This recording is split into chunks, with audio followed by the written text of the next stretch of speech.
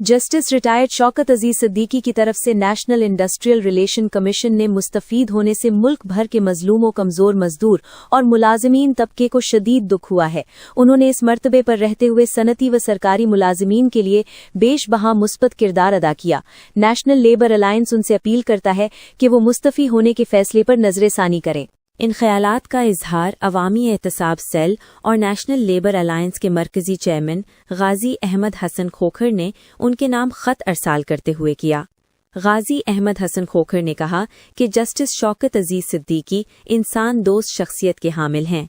उन्होंने यौम मरी पर कन्वेंशन सेंटर इस्लामाबाद में लेबर कन्वेंशन का इनेकाद करके मजदूरों के हकूक के लिए जद्दोजहद करने वालों की न सिर्फ हौसला अफजाई की बल्कि मजदूर यूनियनों को तकवीयत पहुंचाई।